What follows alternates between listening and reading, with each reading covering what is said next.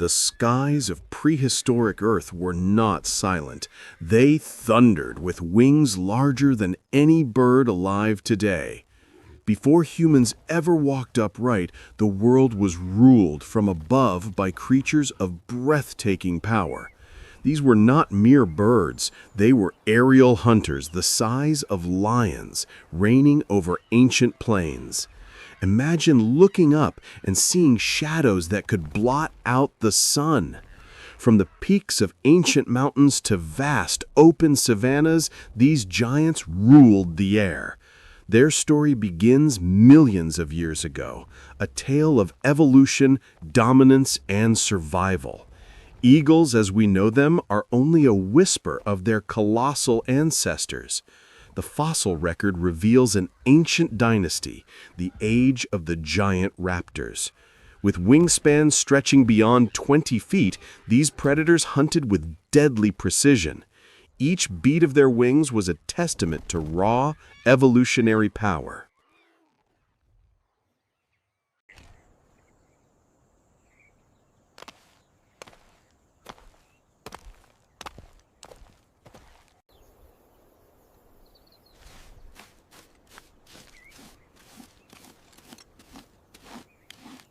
Across the world in ancient New Zealand, another monster took flight, Haast's eagle. Unlike Argentavis, this predator hunted in dense forests and mountain valleys. It was built for ambush, using its massive wings and muscular legs to launch devastating attacks. Its talons were as long as a tiger's claws, designed to pierce bone and muscle. Its prey? The giant flightless moa, towering over modern humans. The eagle would dive from above, striking with 1,000 pounds of crushing force. No creature in that land could challenge its aerial supremacy. Even early humans who reached those islands later would tell stories of sky monsters. Legends born from encounters with this very real apex predator. It was the true king of the prehistoric skies, unrivaled in strength and cunning. But dominance comes at a cost, and evolution always demands balance. As climates shifted and forests vanished, these massive hunters faced decline. Their enormous size required vast territories and endless food. When prey grew scarce, survival became a battle against starvation. The changing Earth favored smaller, more adaptable species. Giants like Argentavis and Haast's eagle slowly disappeared from the fossil record. Yet their legacy endured, written in the DNA of modern eagles and hawks. The spirit of those giants lives on every time a golden eagle dives from the cliffs. Their power, their precision, their fearlessness, all echoes of ancient greatness. Each feather today carries the story of that forgotten age of dominance.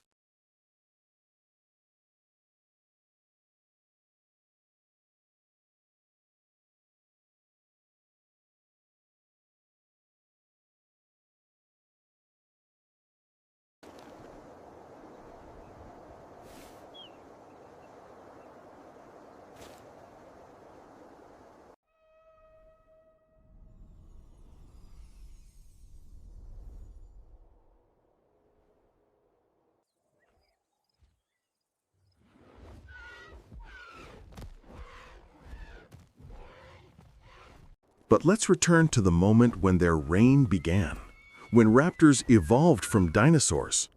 From small, feathered predators, evolution gifted wings to killers. These early flyers learned to glide between trees, chasing insects and small prey. Over millions of years, size became their advantage, the skies their kingdom. As mammals spread below, the air belonged entirely to the raptors above. Each continent birthed its own dynasty, adapted to its own challenges.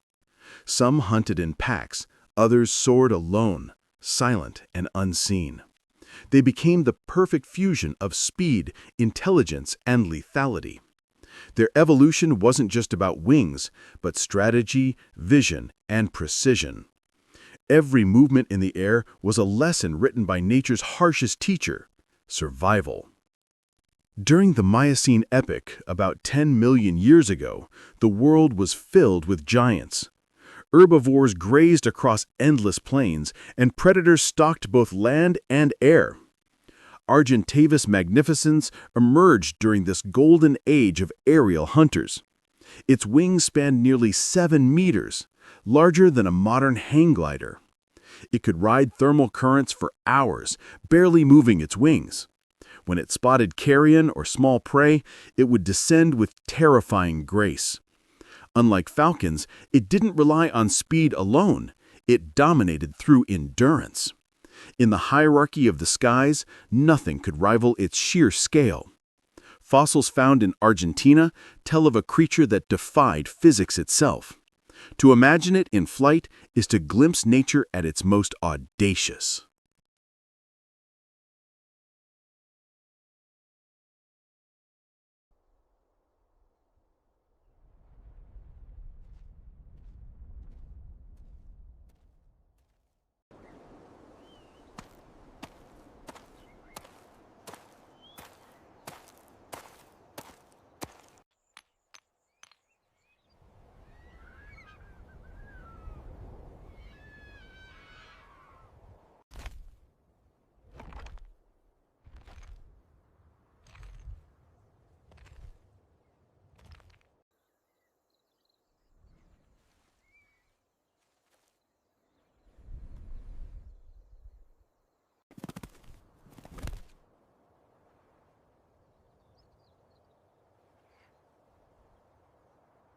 The golden eagle, the harpy, the crowned eagle, all descendants of prehistoric glory. Every dive, every hunt is a reenactment of a dance millions of years old. They carry not just the genes, but the spirit of the giants before them. Their vision remains unmatched, their talons still instruments of precision. But even they face the same threats that ended their ancestors: climate, hunger, and humans. The story of the eagles is the story of adaptation and survival through change. Their reign continues, though the giants are gone, in a more fragile world. And each time one soars across a mountain peak, the past comes alive again. We see not just a bird, but the last echo of a dynasty that once ruled the skies. The age of the giant raptors may be over, but their legacy still rides the wind.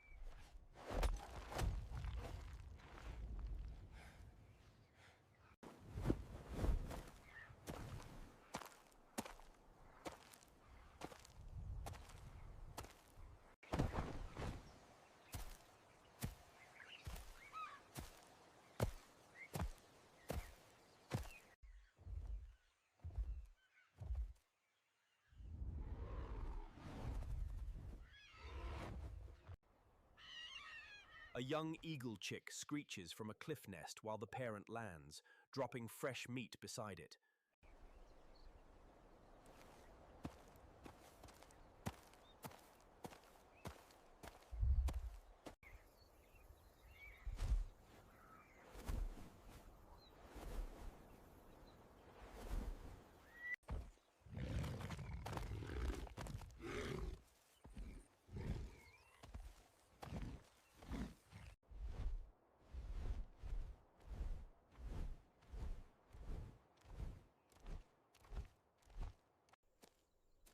The colossal bird rides thermal currents, barely moving its wings while scanning for carrion.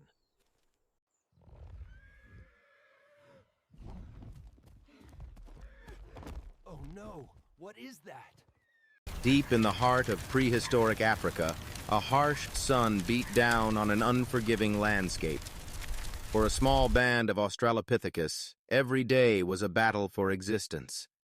Their skinny frames, honed by endless struggle, were a testament to a life lived on the edge. They moved with a primal awareness, searching for sustenance. Suddenly, the air grew still. A chilling silence fell, the kind that precedes ultimate danger. Their instincts screamed a warning. From the tall grasses emerged a beast of myth, a giant prehistoric lion, its eyes fixed, its intent clear. Panic flared. Terror seized them. This was no ordinary predator. It was a force of nature, an apex hunter from a forgotten age. Their only option was flight. The massive lion gave chase, a blur of muscle and fury. Every pounding footstep promised imminent demise. Survival hung by a thread. They spotted a dark opening, a cave mouth, a desperate gamble for safety, a momentary reprieve from the relentless pursuit. Tumbling inside, they gasped for breath, their hearts hammering. The roar of the lion outside faded, but the darkness within held its own dread. Suddenly, two piercing yellow eyes materialized from the inky blackness. A new, unseen terror, far worse than the one they'd escaped. A guttural snarl echoed through the cave. The hidden beast struck, a blur of fur and claws. It was an ambush. Panicked, they scrambled back, desperate to escape the new horror. The perceived safety of the cave became a deadly trap. Bursting into the blinding daylight, they found themselves once again on the vast, open savannah, from one danger to another. The unseen cat-like predator from the cave followed, its shadowy form now visible, a sleek, powerful leopard or similar dangerous feline. No rest, no reprieve. They ran, their skinny legs burning, seeking any sanctuary from the relentless pursuit across the sun-baked plains. A clustered spur of towering trees offered their only hope. With desperate strength, they began to climb, pulling themselves upward. High above the ground, they clung to thick branches, panting, watching as the predatory cat circled below, frustration etched on its face. Hours passed. The sun began its slow descent. Finally, with a disgruntled huff, the big cat gave up, melting back into the shadows. Cautiously, they descended. Survival demanded more than flight. It demanded a new approach, a way to stand their ground. They looked at their bare hands, then at the vast, dangerous world. They needed tools, weapons, something to turn the tide. Their journey for survival now became a quest for strength. They needed to arm themselves against the dangers lurking everywhere. Through rugged mountains and dry stream beds, they searched for raw materials, strong sticks, sharp stones, anything that could be transformed.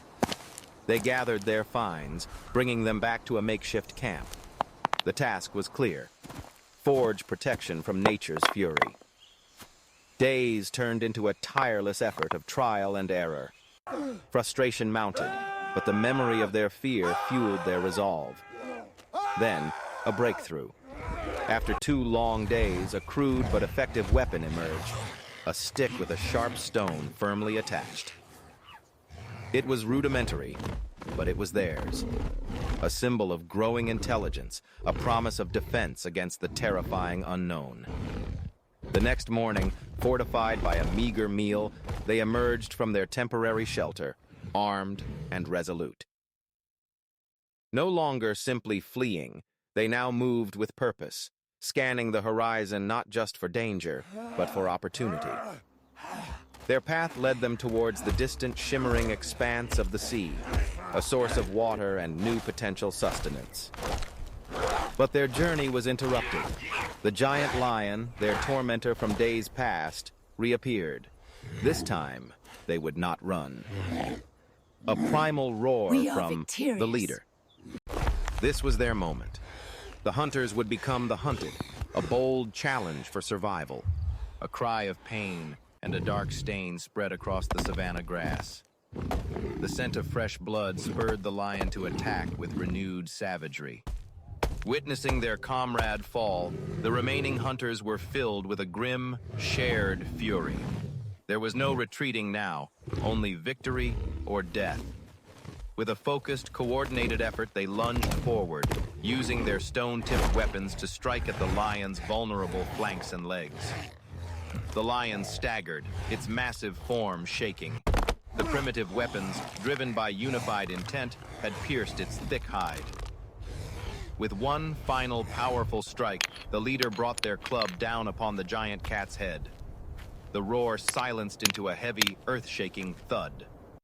Silence. The battle was over. Against the odds, the small, frail ancestors had felled a beast many times their size. A triumph of mind over might. Exhausted but exhilarated, they turned immediately to the injured. The shared threat was gone, replaced by the urgency of care. This immense carcass was a prize beyond measure, a source of food and hides that could sustain their group for weeks. But first, they needed to move it. Using their ingenuity, they quickly gathered nearby logs and sturdy branches, beginning to construct a makeshift carrier, or litter. Lifting the heavy lion onto the carrier was a huge effort, requiring their full collective strength and coordination. They hoisted the burden onto their shoulders. The journey back to the cave, though long and arduous, was now a victory march. The return was slow, painful, and fraught with the risk of attracting scavengers, but they pressed on, determined to secure their prize. Reaching the relative safety of the cave entrance, they dragged the massive body inside, securing it from scavengers and the setting sun. The first order of business, processing the immense carcass. The tools they created for defense were now essential for butchers. By using sharp stone flakes, they began the task of meticulously cutting through the tough hide and muscle, preparing the meat. The abundance of food was overwhelming. This single hunt would ensure survival through a period of scarcity, a profound change in their reality. Next, fire. They collected dry wood and kindling, preparing to unlock the final crucial benefit of this colossal kill. Using friction techniques, likely a hand drill or fire plow, they worked tirelessly to bring forth the sacred spark of flame. Finally, the flame caught. A small, brilliant light in the darkness, quickly fed with kindling until it grew into a substantial fire.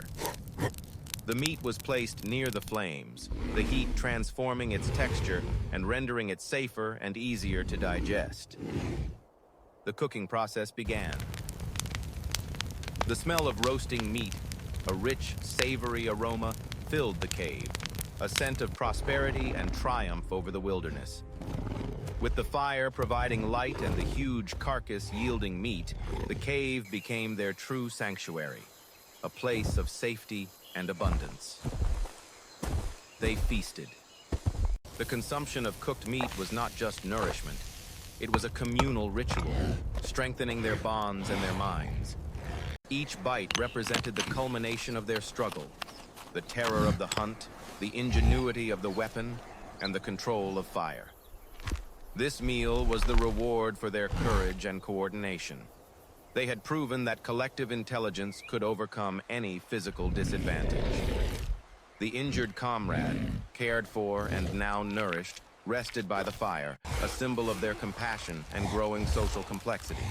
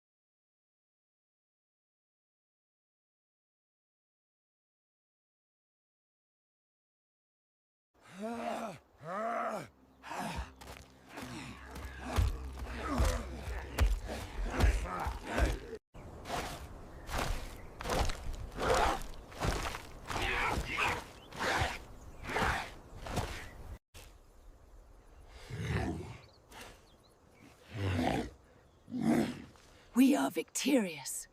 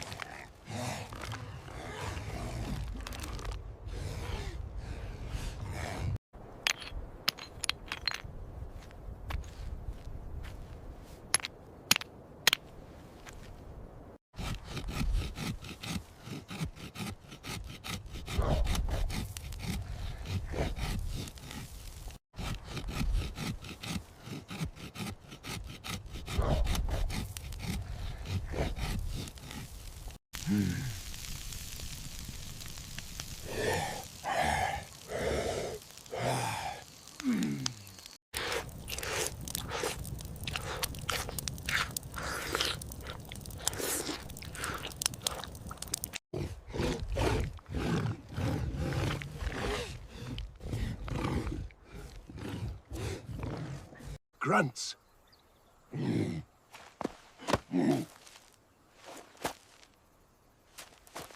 Gas.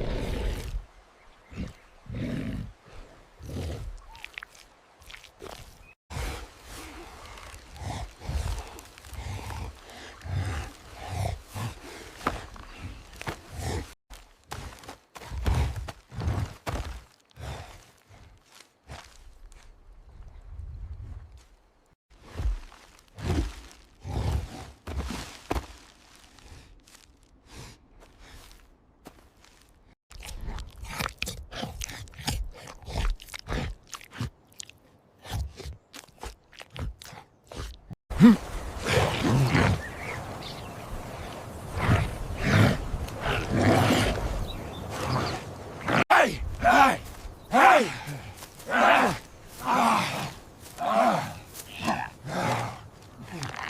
Dinophilus lets out a final snarl, then turns and disappears back into the tall grass.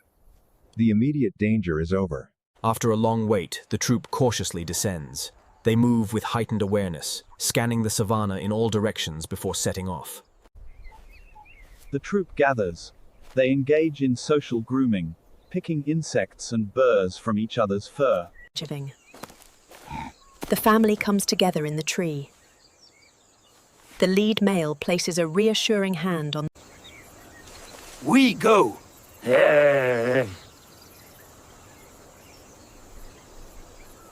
The rival troop moves away.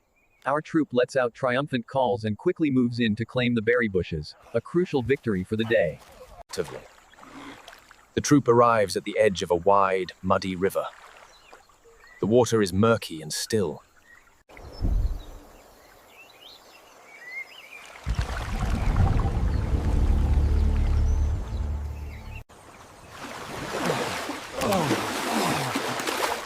We got to go! To the Indivivar. The troop clambers onto the opposite bank, soaked and exhausted. They shake themselves dry, unaware that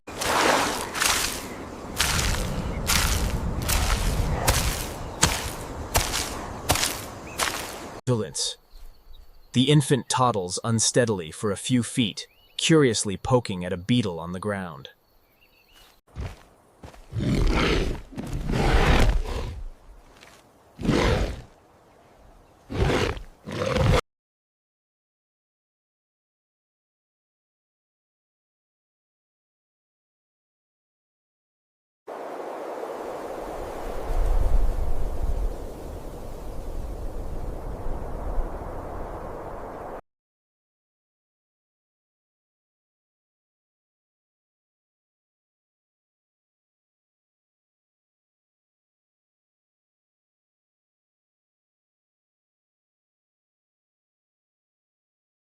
Even the other females, keeping the juveniles behind them, hoot and scream, adding to the chaos and making the group seem larger and more unified. The mother glances back, then redoubles her effort, scrambling towards the nearest climbable tree. The rest of the females and juveniles follow her. One male swings a heavy branch at the cat. It doesn't connect, but it forces the predator to back away slightly. The threat is real. The males continue their display, while the Dinophilus circles, looking for an opening. The air is thick with sound and tension.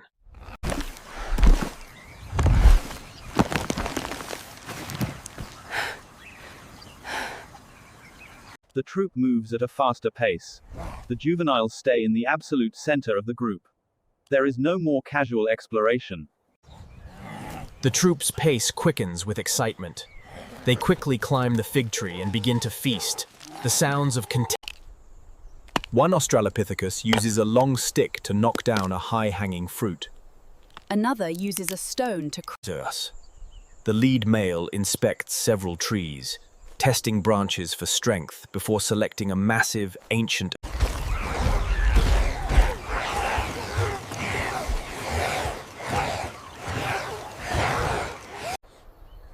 The mother holds her sleeping infant. The lead male sits beside her, a silent guardian.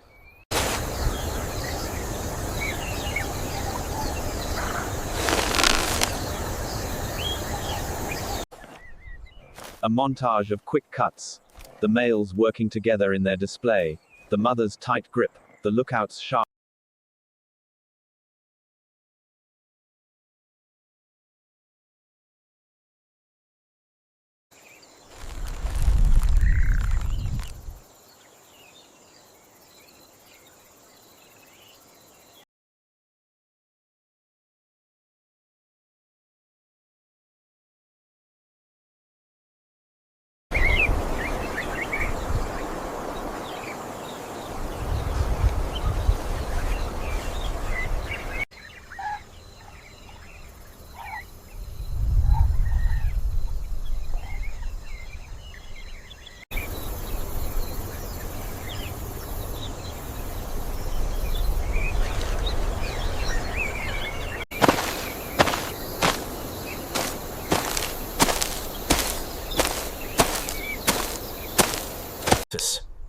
The shadowed figure turns over a rock in its hand.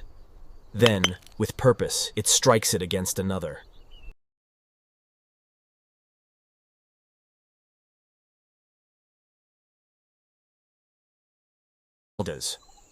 The troop gathers. They engage in social grooming, picking insects and burrs from each other's fur. The troop spots another, rival group of Australopithecus at a distance, foraging near a valuable patch of berry bushes. Tensions rise. The two lead males face off. They hoot, shake branches, and stomp the ground in a ritual.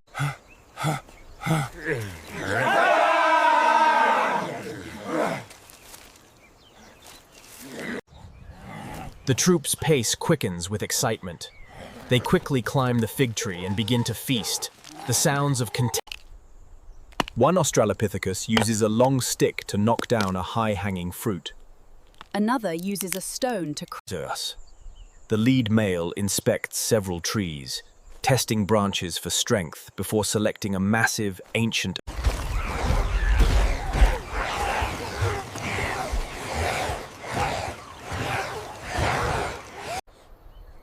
The mother holds her sleeping infant. The lead male sits beside her, a silent guardian.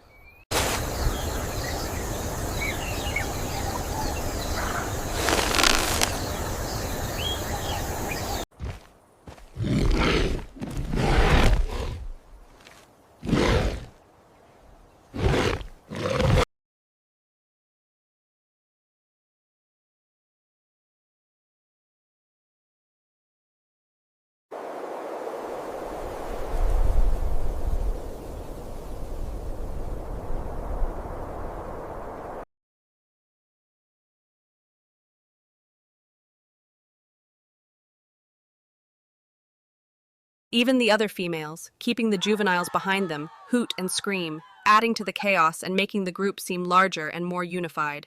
The mother glances back, then redoubles her effort, scrambling towards the nearest climbable tree. The rest of the females and juveniles follow her. One male swings a heavy branch at the cat. It doesn't connect, but it forces the predator to back away slightly. The threat is real. The males continue their display, while the Dinophilis circles, looking for an opening.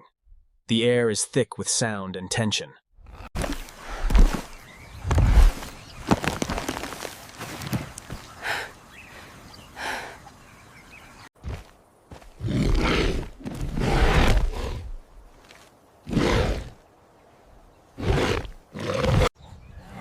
The troop's pace quickens with excitement. 3.2 million years ago, the continent of Africa. This is a world not yet our own, a world ruled by tooth and claw. Here, our most ancient ancestors took their first steps. They were not mighty hunters or kings of this savannah. They were small, vulnerable, and faced a daily struggle for survival. And for them, one act was more perilous than any other: raising a child in a world full of monsters. For this troop of 10, the day begins not on the ground, but high in the branches of an acacia tree. Here they found safety from the terrors of the night. But safety is temporary. Hunger drives them back to the ground, the most dangerous place to be. The descent is a moment of extreme vulnerability. One by one, they move from the vertical world of the trees to the horizontal world of the plains. Once on the ground, social bonds are reaffirmed. These connections are the glue that holds their fragile society together. The search for food begins immediately. Their large brains, though small by our standards, demand constant fuel. They are not alone on this landscape. Other hominin troops are also searching for sustenance, and resources are scarce. A confrontation is inevitable. The lead male steps forward, his posture changing. This is a contest of intimidation, not a battle to the death. Our group is larger, more determined. The rival troop eventually relents, retreating to search for easier prospects elsewhere. But new dangers quickly present themselves. A river cuts through the savannah, a barrier between them and richer foraging grounds. They know what lurks beneath the surface. Giant prehistoric crocodiles, masters of the ambush. They must cross. They choose a shallow, wide point in the river, hoping to spot danger before it strikes. They make it across, hearts pounding. They have survived another of the savannah's hidden traps. But their relief is short-lived. It is the Dinofelis. It has shadowed them silently, waiting for the perfect moment to strike, when they are tired and their guard is down. The cat's strategy is simple. Create chaos, isolate the weakest member, and strike. As the troop resumes foraging, the mother sets her infant down for a moment, allowing it to explore within arm's reach. This is the moment the hunter has been waiting for. The child is separated, even if only by a few feet. The lookout male on the rock suddenly freezes. His head snaps up, nostrils flaring. He lets out a sharp, barking alarm call. The troop explodes into action. The mother, in a flash of instinct, snatches her infant from the ground and pulls it tightly to her chest. The predator reveals itself. It is a Dinofelis, a specialist hunter of primates. It knows to target the slowest and weakest. A mother carrying her young is at a disadvantage. She is slower, less agile. A perfect target. But Australopithecus did not survive for millions of years by abandoning their own. What they have is courage and the power of the group. This is their only weapon. The rest of the troop joins in from a distance.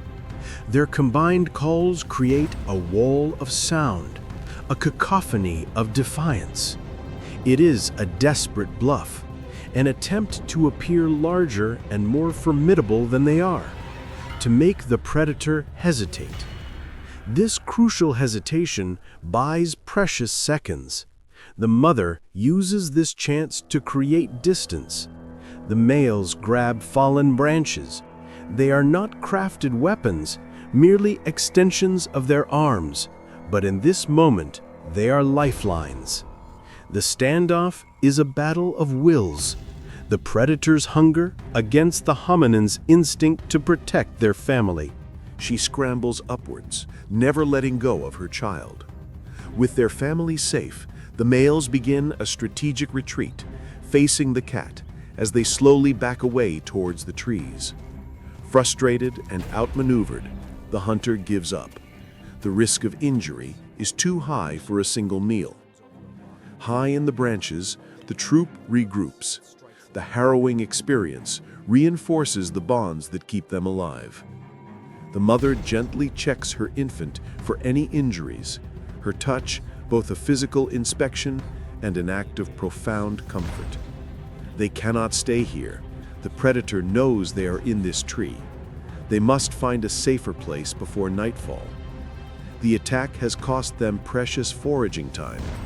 Now, hunger and fear drive them onward. But fortune can change quickly on the savannah. The lead male spots something promising. This discovery is a lifeline. The fruit will replenish their energy and lift their spirits after the traumatic encounter. As they eat, they use found objects as simple tools, a hint of the ingenuity that will define their descendants. As dusk approaches, the search for a final sleeping place begins. They need a tree that is tall, strong, and difficult for predators to climb. The final ascent of the day. As they climb, the sounds of the savannah begin to change. The day animals fall silent, and the night hunters begin to call. They huddle together, a small family against a vast, indifferent wilderness. They have survived another day. This constant life-or-death pressure to protect their uniquely helpless young was a powerful engine of change. It favored not the strongest individuals, but the most cooperative groups. not the fastest, but the cleverest. The need to communicate threats, to coordinate a defense, and to maintain complex social bonds may have been the spark that ignited the growth of our brains. Defending the next generation was not just an act of survival, it was an act of creation. It was on this anvil of parental danger that the first qualities of what we now call humanity were forged. For millions of years, Australopithecus survived using their wits and their unwavering commitment to each other. They held the line, ensuring that their children would live to see a new dawn and a new stage in the human story. But survival by escape and intimidation would not be enough forever. The world was changing, and our ancestors would have to change with it. The next step would require more than just finding tools. It would require making them. A new mind was dawning. 2 million years ago, the Olduvai Gorge in modern-day Tanzania. The air is drier, the seasons more extreme. This is the world of a new kind of hominin, Homo habilis, the handyman. Their brains are larger, their faces flatter than their ancestors, and in their hands they hold the future. But in a world without medicine, without shelter, without fire, this future is balanced on a knife's edge. For these toolmakers, their greatest invention was also their greatest new danger. But the story of this injury begins hours earlier, with the difficult and dangerous process of creation. Making a tool, even one this simple, is not easy. It requires foresight, precision, and an intimate understanding of stone. He tries again, adjusting his grip, striking at a steeper angle. This time, a large, sharp-edged flake shears off perfectly. He examines the new, razor-sharp edge of the chopper. He runs a finger near it, feeling its potential. He has created a portable butcher's knife. Now they must find something to use it on.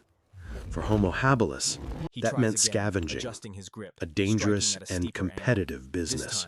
The landscape itself is a threat. A herd of calicotheres, strange horse-like creatures with clawed feet, graze nearby. They are herbivores, but highly aggressive. They are outmatched in size and strength by almost everything on the savannah. Their survival depends on staying unnoticed. Finally, the lead male spots it. A flock of vultures circling in the distance. It is the universal sign of a fresh kill. He cries out, dropping the tool. The cut is deep, the bleeding profuse. His troop, a family of 6, gathers around. There is no understanding of germs or infection. There is only the immediate reality of the wound. The smell of blood travels far on the savannah wind. It is an open invitation to those who are always watching, always waiting. They must abandon their prize. A bleeding, injured member makes them a target. The harsh reality is that a single moment of carelessness can cost them everything. The hyenas descend on the carcass, a cackling, chaotic mob. For the hominins, it is a devastating loss of precious calories. As they leave the carcass, the harsh reality of their social world becomes clear. The injured male is now a weak link. A younger, healthier male in the troop shows his impatience. He lets out an aggressive hoot, urging the group to move on. The lead male turns and glares at the impatient one, issuing a low growl. He will not tolerate dissent. The group's cohesion is paramount. That night, the situation worsens. The wound begins to throb, and a fever sets in. The next day, the infection is visibly worse. The skin around the cut is angry and red. As another harsh reality of their world descends from the sky, His weakened state becomes a critical danger to them all.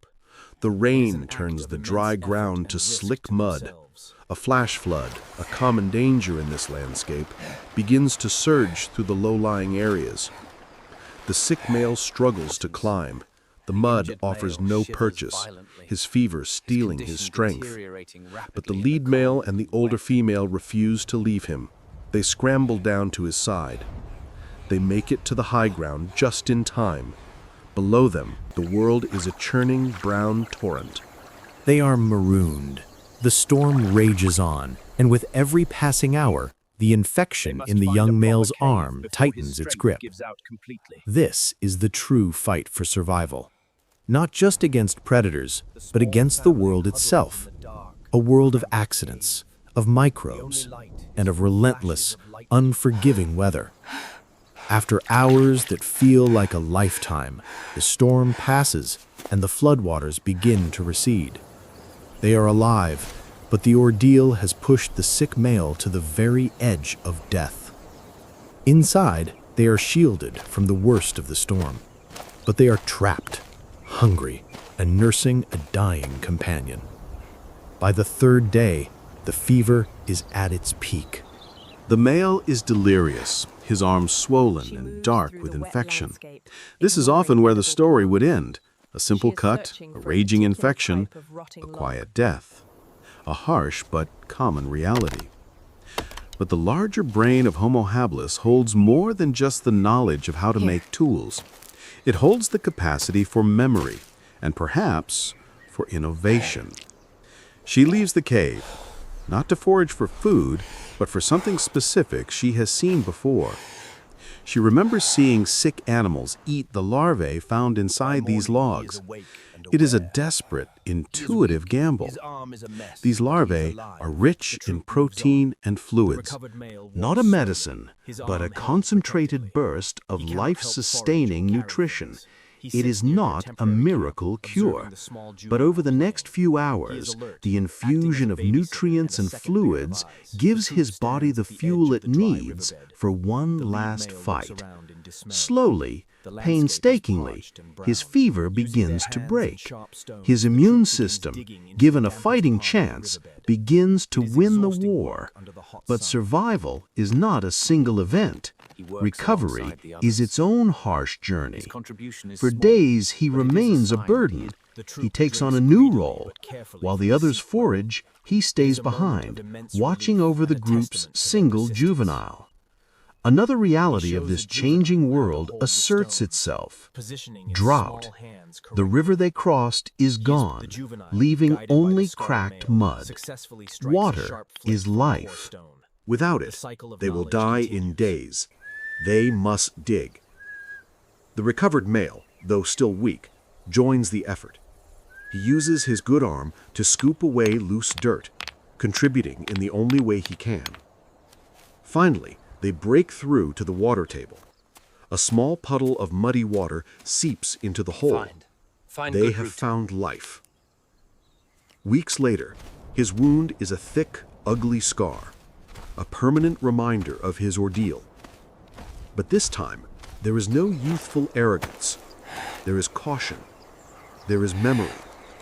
There is knowledge bought with pain. He has turned his personal trauma into a lesson that will strengthen the entire group. This is the dawn of culture.